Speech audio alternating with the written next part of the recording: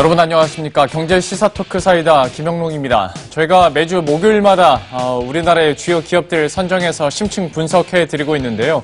오늘은 SM그룹에 대해서 이야기 나눠보도록 하겠습니다. 그리고 저희가 안내방송 하나 해드릴까 하는데요. 저희 유튜브를 통해서도 또 생중계가 가능합니다. 많은 시청 유튜브를 통해서도 부탁드리겠고요. 또 채팅도 가능하니까 제가 방송 중에 여력만 된다면 궁금하신 점 채팅창으로 올려주시면 제가 또 대답을 해드리도록 하겠습니다. 오늘 SM그룹에 대해서 또 심층적으로 이야기 나눠주실 세 분 모셨습니다. 참좋은경제연구소의 이인철 소장, CEO스코어의 박주근 대표, 그리고 중앙대학교 경영학부 이관영 교수와 함께합니다. 어서 오십시오. 안녕하세요. 네, 안녕하세요. 먼저 오늘의 주제 영상부터 함께 확인하고 심층 분석 시작해 보도록 하겠습니다.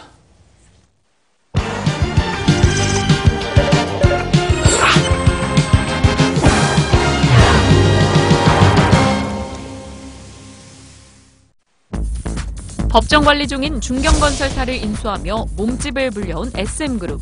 공격적인 M&A로 지난해 자산 규모 5조 원 이상의 준대기업으로 급성장했는데 건설업에 이어 해운업까지 넘보며 컨테이너선 사업에 진출했지만 현재 위기에 직면한 SM그룹.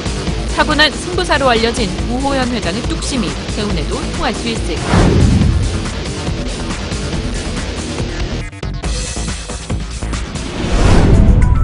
1970년대 전라도에서 양계장을 운영한 두 고등학생이 있었는데 바로 현재 하림의 김홍국 회장과 SM그룹의 우호연 회장이다.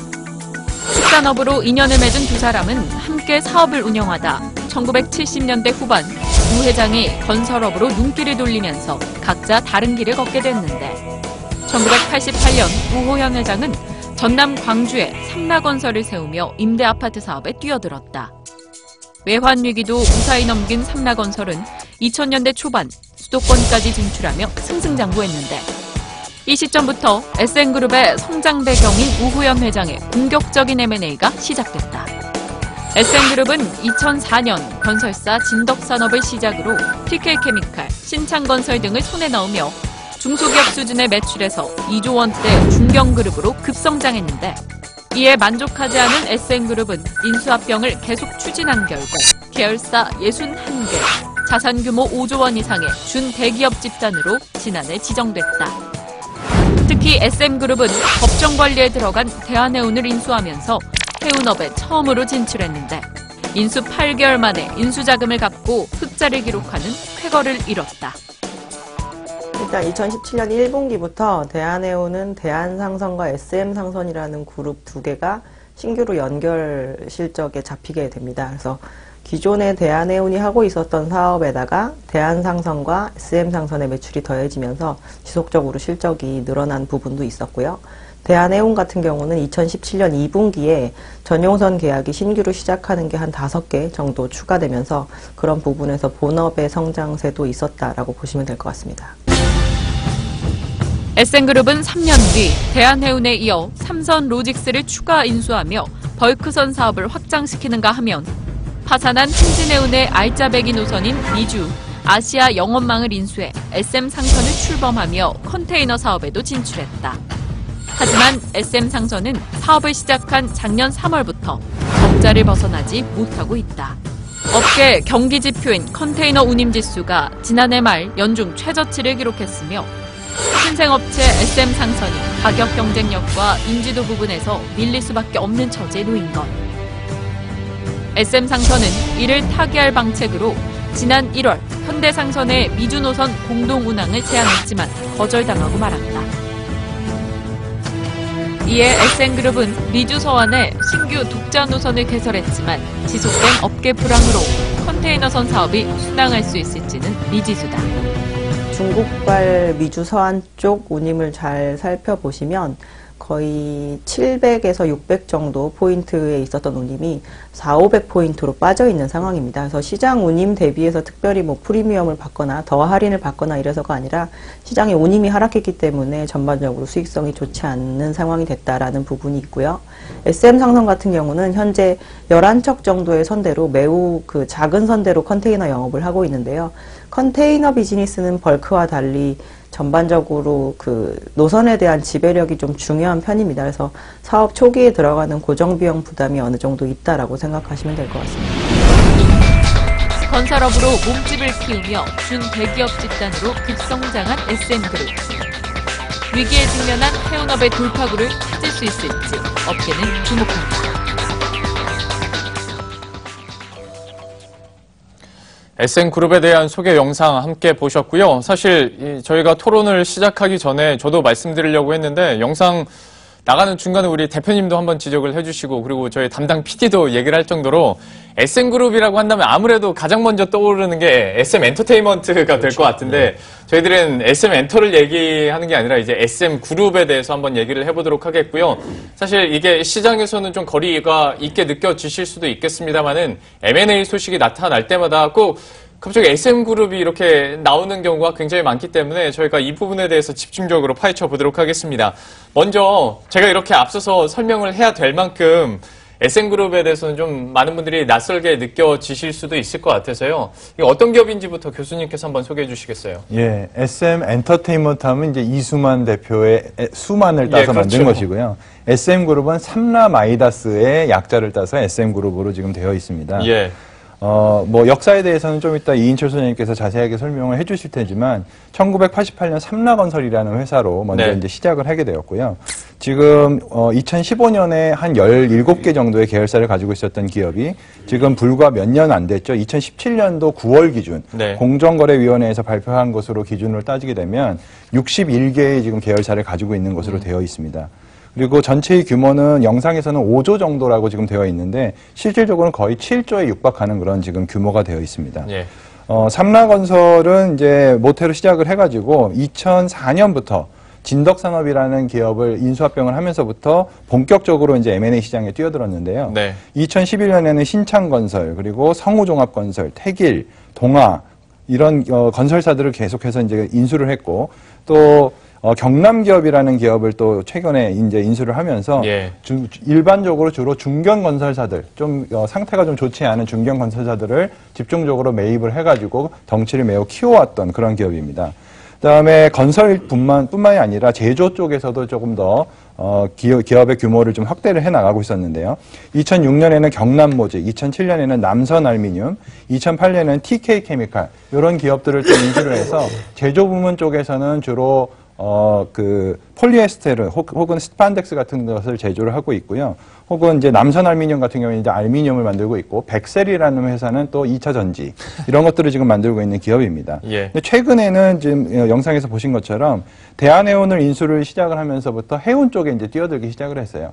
그래서 대한해운과 대한상선을 먼저 인수를 했었고 또 한진해운의 노선을 일부적으로 인수를 하면서 SM상선이라는 회사를 만들었는데 지금 현재 포커스를 맞추고 있는 쪽은 이 해운 쪽인 것 같습니다. 예. 지금 회장이 외국의 대통령들과 함께 이렇게 순방을 나갈 때 타이틀을 가지고 나가는데요. 네. 계속해서 TK케미칼이나 이쪽에 있는 회장의 타이틀을 가지고 나갔었는데 이번에는 SM 상선의 타이틀을 가지고 나갔었기 때문에 예. 상선 쪽에 좀 더 포커스를 맞추고 있는 것이 아닌가 하는 생각을 하고 있고요. 우방건설하고 지금 이제 최근에 인수합병을 하면서 굉장히 좀 뜬금이 없잖아요. 예. 건설회사를 하고 인수합병을 하게 되는 이유는 SM 상선 쪽을 좀 더 자금력을 물어주기 위해서 예. 그래서 자산의 규모라든가 자본이라든가 부채 비율이 굉장히 다 좋아졌습니다. 그래서 이쪽을 향후에 앞으로 계속해서 투자를 할 목적을 가지고 있는 것이 아닌가 하는 예상을 하게 됩니다.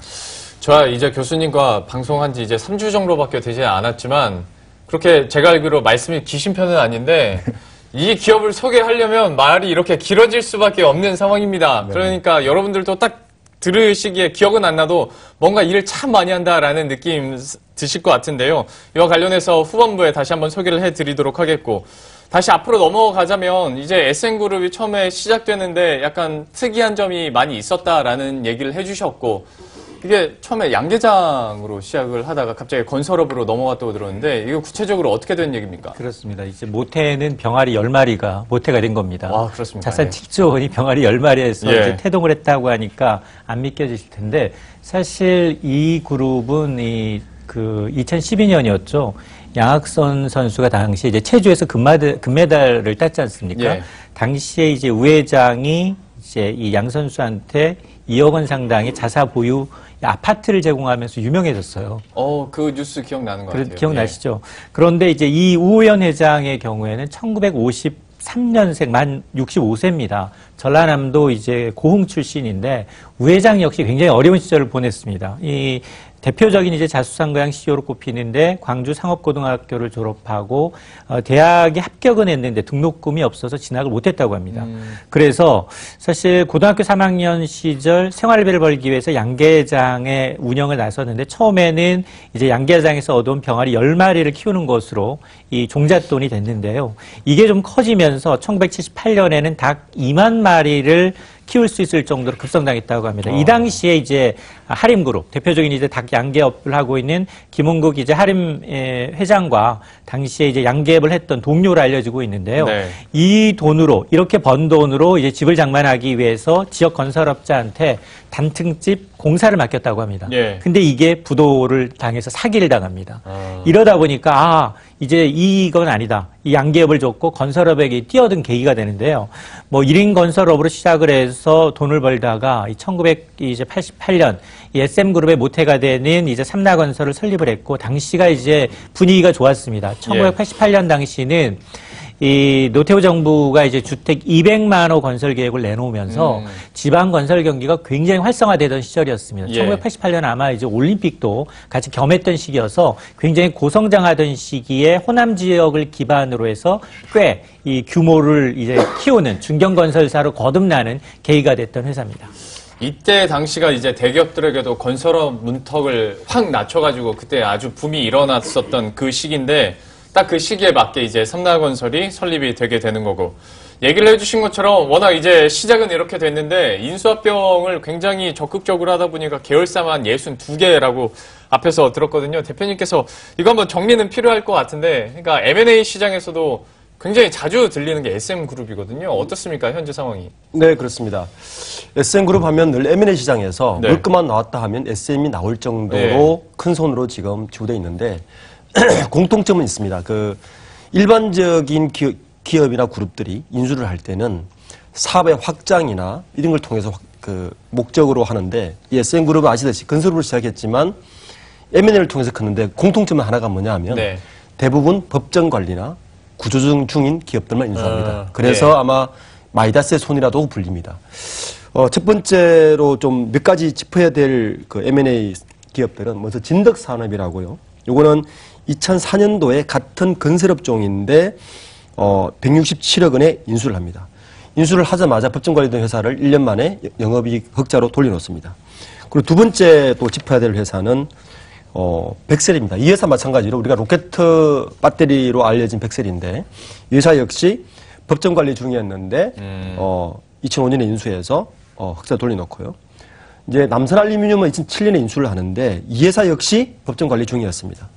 2008년에 인수해서 3년 동안 평균 100억 원대 안팎의 이익을 내면서 우량 기업으로 탈바꿈시켰습니다.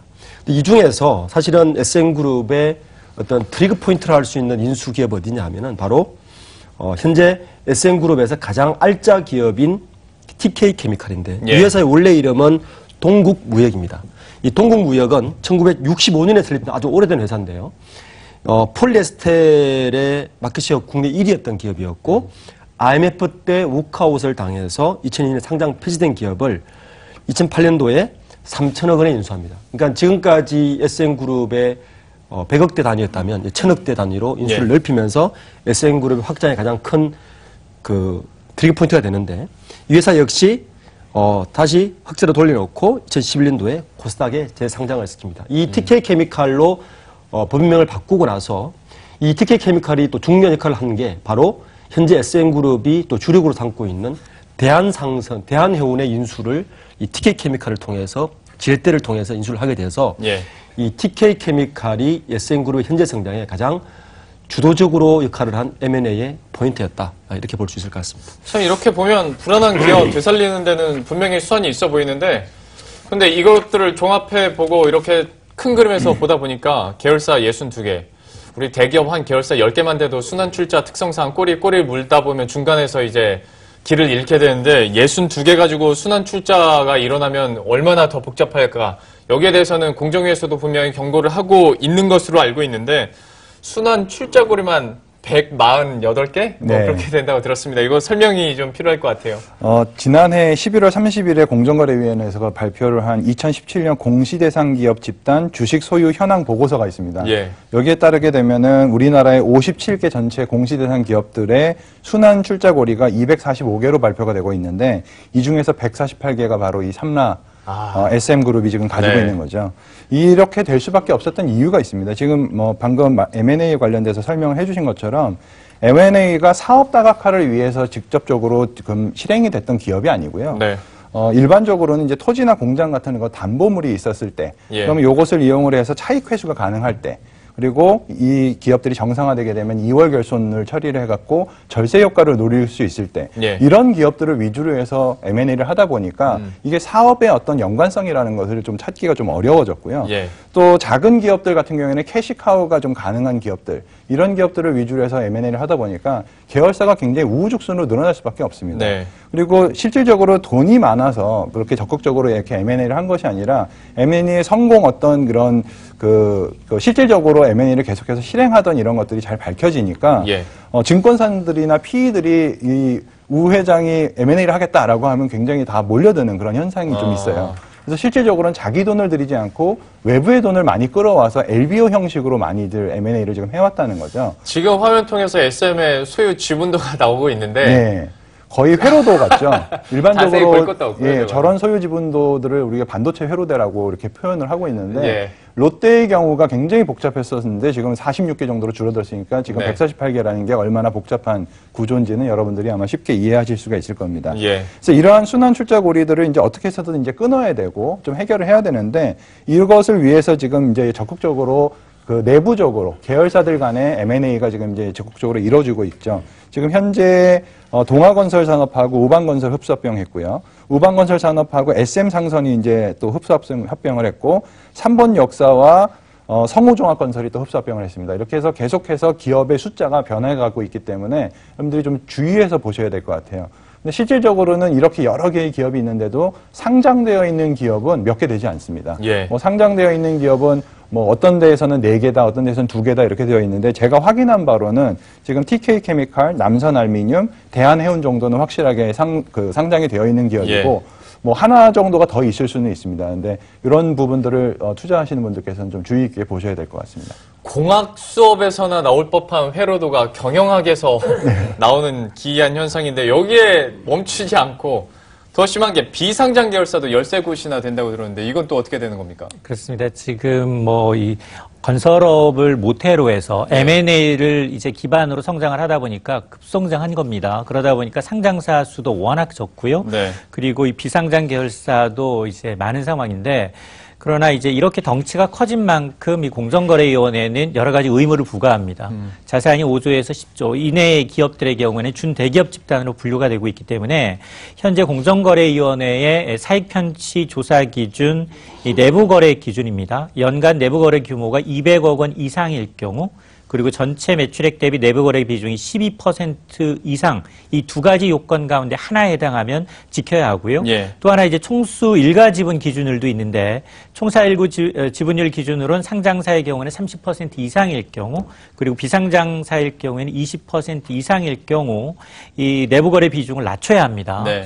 그런데 지금 문제는 이런 이제 우회장을 비롯해서 우회장은 일남 4녀를 이제 가족을 데리고 있는데요. 여기 보면 장녀나 이제 가족을 포함한 이 비상장사 계열사의 총수지가 지분 20% 이상을 보유한 이 사익편취 대상, 일감 몰아주기 대상에 무려 13개 비상장 계열사가 포함이 되고 있다라는 겁니다. 여기 실제로 우회장의 경우에는 작년인 이제 우회한S의 경우에는 경남 모지 컬렉션, SM 생명과학과 같은 지분을 20% 이상 보유하고 있고요. 그리고 이제 차녀인 우지영 씨 역시 태초 ENC, SM 생명과학 지분을 기준 이상으로 보유하고 있고 특히 이제 2008년에 인수했던 이제 우방건설의 경우에는 굉장히 좀 꽤 이름이 알려져 있는 데인데 여기도 연간 내부거래 규모 그리고 내부거래 비중, 총사일가 지분 기준을 모두 충족하고 있어서 특히나 이제 총수일가 지분이 우방건설이 62%입니다. 여기에다 내부 거래 비중이 90%를 넘어서 네. 거의 대부분 내부에서 매출이 발생하고 있다는 거예요. 네. 이 부분이 지금 공정거래위원회가 지적을 하고 있고 이 사익편취금지 규제 적용 대상이기 때문에 이 부분을 해소해야 될 대목입니다. 근데 이제 이런 현상이나 그리고 지금의 분위기나 대세들을 봤을 때 그러면 SM그룹은 당연히 지주회사 체제로 계속 가는 게 맞는 것 같은데 오히려 이제 그룹 측에서는 우리 지주회사 체제로 가지 않겠다라고 공정위에 얘기를 했다고 해요. 아무래도 순환출자 때문인가 싶기도 하고 어떻게 보십니까? 네, 그렇습니다. 최근 이제 바뀐 정부에서 특히 지배구조 투명화를 목적으로 그렇죠. 지주회사로 굉장히 종용을 하고 있는 실정인데 이 SM그룹은 그러고 싶어도 사실 그럴 수 없는 상황에 놓여 있습니다. 왜냐하면 지주회사로 전환되면 정부에 좀 인센티브를 주고 있는데 사실 그 인센티브보다 이 SM그룹은 관련 규정을 이행하기 위한 후속 이행에 따른 비용이 훨씬 크기 때문입니다. 예. 실제 SM그룹을 굉장히 아까 복잡한 회로처럼 보이긴 하지만 저중에 핵심을 짚어야 될 기업은 사실 한 3-4개밖에 안 돼요. 현재 지주회사는 삼남 아이더스와 SM케미칼, KA홀딩스 이 3개가 지주회사로 등록이 되어 있습니다. 이 3개 지주회사 등록된 이유는 이 3개 기업들이 자산 총액이 전부 다 1,000억이 넘어요. 예. 현재 지주회사법에 의하면 올 7월 이전까지는 자산 총액이 1,000억만 넘으면 지주회사 요건을 해당되기 때문에 지주회사를 인정을 해주지만 올 7월이 지나면 5천억이 넘어야만이 지주회사로 인정해주는 정부법이 바뀌기 때문에 예. 이런 상황에서 왜 지주회사를 인정 안 받고 뺄라 그러느냐 하는 의문이 드는 거죠. 네. 근데 이유는 이렇습니다. 이 3개 회사가 삼남 아이더스는 그 자회사, 바로 밑에 자회사로 우방건설을 가지고 있고요. 네. SM케미칼은 바로 밑에 자회사로 TK케미칼을 가지고 있습니다. 예. 그리고 KL홀딩스는 바로 밑에 자회사로 대한해운, 즉 삼라그룹에서는 우방건설, TK케미칼, 대한해운 이 3개가 핵심적인 자회사입니다. 예. 캐시카우고. 네. 그런데 이거를 만약에 지주회사법으로 맞추려 그러면 어떤 문제가 생겼냐면 첫 번째, 순환출자 고리를 깨줘야 됩니다. 그렇죠. 그러니까 이에 대한 비용이 만만치 않고요. 예. 그리고 지주회사법에 의하면 상장사와 비상장사의 주식 요건이 있어요. 그리고 그 다음에 손자회사와 정손자회사는 100%의 지분을 확보해야 되는데 예. 이 지분 매입 비용이 현재 재정적으로 인수 합병을 통해서 성장한 SM그룹의 재정 여건상 예. 이 비용이 아마 굉장히 부담이 될 겁니다. 그래서 반대로 그 삼라그룹에서는 지주회사 요건에서 빼달라. 그래서 이 재정적 부담에서 이제 벗어나고 싶은 것이 아마 본심일 것입니다. 교수님, 경영학 교수님이시잖아요. 경영학 측면에서 그러면 재정적인, 그러니까 이런 지배구조 개편을 해야 되는데 연결기준 재무제표는 그러면 어떻게 정리될 것이며 이게 이런 복잡한 지배구조는 어떻게 정리가 될 것이며 이게 가능은 합니까? 이론적으로? 뭐 이론적으로는 가능한데 상당히 복잡하죠. 뭐 실질적으로 이 기업은 여지껏 공시도 지금 제대로 하고 있지 않았기 때문에 예. 어느 정도의 지분 구조를 가지고 있는지도 밝혀져 있지가 않아요. 그렇다 네. 보니까 정확하게 저희가 판단을 하기는 어렵겠습니다만 지금 대표님께서 말씀하신 것처럼 지주회사의 요건이라는 것이 좀 강화는 되어 있지만 실제적으로 지주회사가 되기 위해서는 상당히 여러 가지 부담이 따르거든요. 네. 그러다 보니까 이제 어떻게 해서든 M&A를 통해서 자회사들 간의 M&A를 통해서 순환출자 고리는 어느 정도 해소를 하겠지만 예. 이것만으로는 완전하게 해소가 되지는 어렵겠고 그렇다 보니까 지주회사라는 것을 유지를 하려면 또 막대한 자금이 들어가니까 네. 결국에는 지주회사를 그러면 포기하겠다. 그래서 지금 현재 실질적으로 KL홀딩스하고 삼남아이다스는 지금 지주회사를 반납을 하고 있는 상태고요.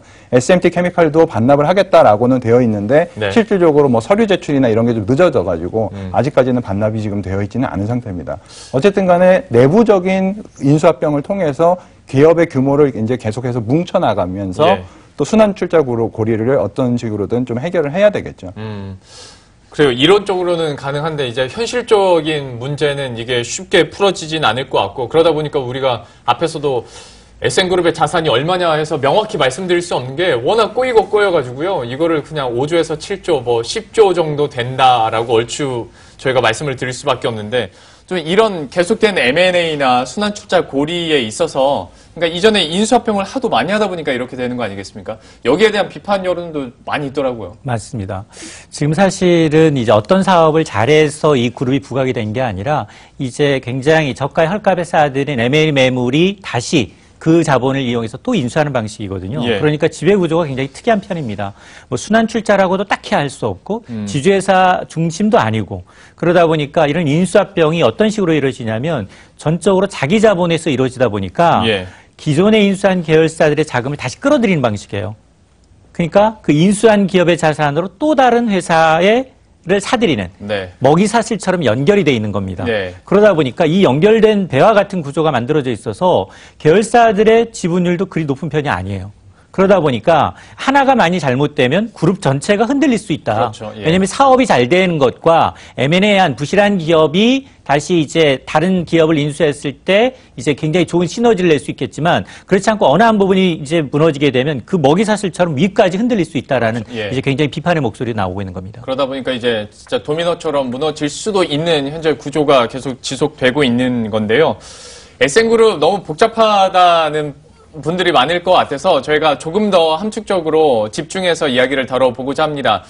이번에는 어떤 얘기를 하게 될지 먼저 영상 통해서 힌트 얻어보고 다시 돌아오겠습니다. 해운업 가시밭길이라고 저희가 제목을 붙여봤는데요. SM 상선에 대해서 이야기를 해보도록 하겠습니다.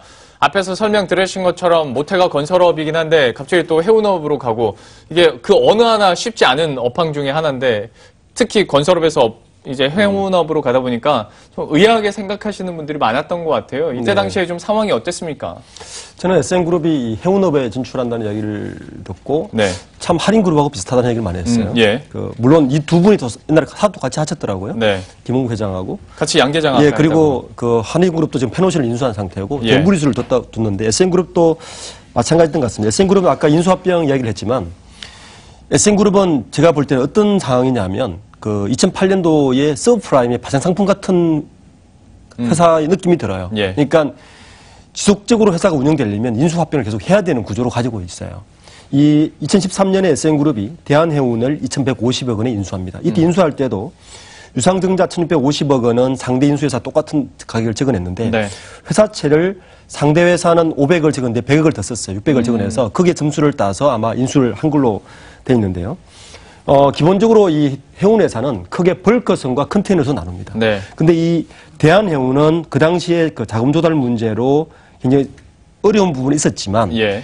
그렇지만 그 벌크선의 공통점은 대부분 장기 계약을 합니다. 네. 특히 대한해운은 포스코와 한국가스공사 같이 굉장히 안정적인 회사들의 벌크 물동량을 가지고 있었기 때문에 예. 기본적으로 잘만 하면 캐시카우가 돌아가고 운영할 수 있다라고 판단을 한 것 같습니다. 네. 그 이후에 이 벌크선의 인수를 좀 더 폭을 넓히기 위해서 2016년도에 3년 후에 현재 대한상선인 삼선로직스를 인수합니다. 네. 이 역시 벌크사입니다. 그래서 벌크사에 대한 파일을 올린 다음에 벌크사를 인수했으면 그 다음은 종합해운소로 가려면 컨테이너사를 인수해야 되거든요. 그렇죠. 예. 그래서 아마 한진해운의 일부 노선, 컨테이너선의 가장 안정적인 노선이 바로 미주 아시아 노선이거든요. 네. 이 노선을 가지고 있는 당시 한진해운의 그 미주 아시아 노선을 인수를 합니다. 그래서 현재 컨테이너선까지 확장을 하고 있는데 최근에 뭐 컨테이너선가를 가려면 컨테이너선사는 가장 중요한 게 얼라이언스거든요. 그렇죠. 이 얼라이언스사를 어떻게 하는가가 지금 가장 관점으로 되어 있는데 어쨌든 SM그룹은 이 TK 아까 말씀드린 TK 케미칼을 지렛대 삼아서 대한해운을 인수했고 또 대한해운을 지렛대 삼아서 대한상선을 인수했고 예. 그리고 이렇게 가고 있는데 지금 어느 한 곳에서 뭔가 삐걱하면 네. 쉽게 무너질 수 있는 아주 굉장히 아슬아슬한 구조로 가고 있다고 보시면 될 것 같습니다. 이미 하는 일에서는 삐걱하고 있잖아요. 해운업이 이렇게 고꾸라질 줄은 여기까지는 상상을 못하지 않았을까라는 생각도 들면서도 그러니까 컨테이너선까지 이제 진출했다 얘기해 주셨는데 결국 실적이 안 나오는 게 문제 아니겠습니까? 그렇죠. 예. 그러니까 벌크선사에서는 뭐 장기적인 계약이나 여러 가지 뭐 그 계약 조건들 때문에 어느 정도 이제 수익이 좀 나고 또 마이너스였던 것이 이제 흑자로 돌아섰다라고 아까 전망이 나왔었는데 그럼에도 불구하고 대한해운을 통해서 SM 상선을 인수를 하는데 자금을 계속 지원을 했기 때문에 이 전체적인 시황이 좀 좋지 않게 부정적으로 이렇게 평가가 되면서 신용도에 좀 영향을 미치고 있습니다. 그래서 지금 현재 투자자들이 오히려 풋옵션 청구를 함으로써 지금 채권을 계속해서 이제 상환을 요구를 하고 있는 그런 상황이고요. 지금 말씀하신 것처럼 얼라이언스에 속하지 않는 것이 어느 정도 큰 문제가 되느냐 하면 전체적으로 얼라이언스가 차지를 하고 있는 전체적인 노선의 비중이 90%가 넘습니다. 예. 그러다 보니까 실질적으로 작은 파이, 아주 적은 것을 몇 개의 회사들이 나눠서 이제 경쟁을 해야 되다 보니까 실질적으로 얼라이언스에 들어가지 못한 이 기업이 처해져 있는 이 그 경영적인 위험이라는 건 굉장히 크다라고 볼 수가 있고요. 지금 실질적으로는 11개의 노선을 지금 운영을 하고 있고 어떤 경우에는 오버부킹이 있을 정도로 굉장히 좋다라고 판단은 되고 있습니다만 실질적으로는 이것이 크게 어떤 선박수가 좀 충분히 많이 있어가지고 계속해서 수익이 날 수 있는 그런 구조가 아니라 앞으로 이제 향후 전망으로는 뭐 20척이나 뭐 30척까지 계속해서 늘리겠다라고는 되어 있습니다만 현재는 그 배의 숫자가 너무 적기 때문에 매출이 굉장히 급속도로 늘어날 수 있는 그런 구조는 아직은 아니다라고 말씀을 드릴 수가 있습니다. 뭐 아무리 오버부킹이 된다 하더라도 굵직한 노선을 우리가 차지하지 못하면 결국 실적으로는 내놓을 게 없는 상황이 될 텐데 국내 이제 해운업에서 얼라이언스에서 계속 소외되는 모습을 보이다 보니까 자구책 중 하나로 그러면 우리끼리라도 협력을 하자라는 얘기가 나올 수 있을 것 같아요. 실제로 SM그룹 같은 경우에 이제 현대상선에 좀 협력 요청을 했는데 이게 또 현대상선에서 거절을 했다고요? 맞습니다. 사실 컨테이너선 이 업항 진출은 1, 2년밖에 안 됐습니다. 예. 정립하기가 제자리 잡기가 굉장히 어려운 구조예요. 기존에 있던 이제 이 거래처에서도 일감이 줄어들고 있는 상황에서 네. 태평양 현안을 지금 11척의 배로 컨테이너선을 운반한다 그러면 어느 누구가 선주가 될 수가 없다. 화물 컨테이너를 이제 주질 않는다는 겁니다. 그렇다 보니까 화주를 찾지 못하고 계속 미주 노선에서는 이 고전을 면치 못하고 있는데요. 그래서 지난해 말에 SM상선은 이제 미주 동해안을 운영하고 있는 이스라엘 선사의 집라인 해운동맹을 요청을 했습니다. SOS를 요청했지만 외국산 당연히 거절입니다.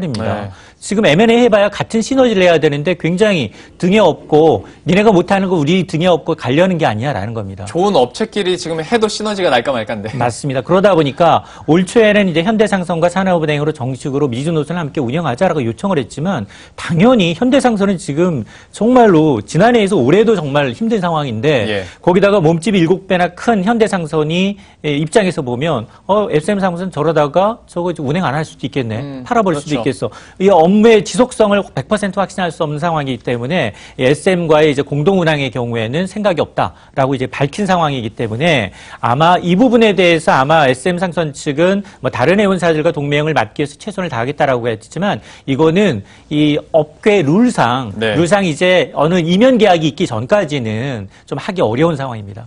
그러니까 지금 한쪽에서는 한국 업체들끼리라도 서로 도와야 되지 않겠냐 이런 거고 한쪽에서는 이제 보장되어 있지 않은 기업과는 손을 잡을 수 없다. 리스크를 우리가 감당할 수 없다라고 하는 건데 제3자 입장에서 대표님이 보시기에는 그러니까 이거 무임승차하려는 거 아니냐라는 얘기도 분명히 있거든요. 네, 3자 입장에서는 어떻게 판단하십니까? 네, 그렇죠. 미주 노선을 하나 예를 들면 미주 노선 한 개 노선을 운영하는데 컨테이너선이 최소 8척이 필요합니다. 예. 근데 지금 SM상선 같은 경우는 배수가 많이 부족하죠. 특히 그 현대상선보다는 7분의 1밖에 안 되거든요. 네. 배수가. 그러니까 현대상선 입장에서 굳이 SM상선 손을 잡을 필요가 없는 거죠. 반대로 SM상선 입장에서는 이런 입장입니다. 정부에 지금 호소를 하고 있는 입장이 뭐냐면 한국해운사가 한진해운과 현대상선이 무너지기 시작하면서 실제 지금 유럽 노선과 그 아랍 노선은 거의 이제 우리가 노선을 들어가지 못하고 있어요. 예. 우리나라 기업들이 대부분 그 세계 머크사라든지 이런 데가 다 잡아먹고 있습니다. 그렇죠. 그래서 어떤 논리를 펴고 있냐면은 그쪽 노선까지 우리가 확장을 하려면 그 해운의 우리나라 독립성을 유지하려면 예. 국내끼리도 얼라이언스를 해서 네. 저 노선을 같이 뚫어야 된다는 입장으로 정부에게 거꾸로 지금 우는 소리를 하고 있는 거죠. 네. 근데 반대로 기업 입장에서는 그게 무슨 소리냐.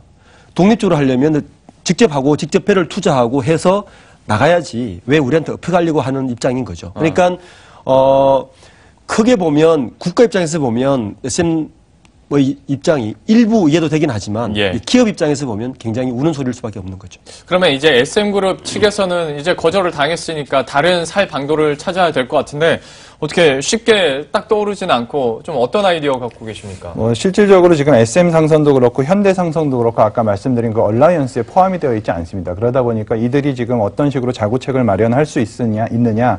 지금은 두 기업이 뭐 협력을 하면 제일 좋겠죠. 네. 근데 일단 그 현대상선에서는 뭐 아직 확답을 하고 있지는 않은 상태고 SM상선 입장에서는 짚라인한테 손을 내밀었었는데 거절을 당했고요. 네. 짚라인이 거꾸로 지금 현대상선하고 손을 잡으려고 지금 접촉을 하고 있는 상태입니다.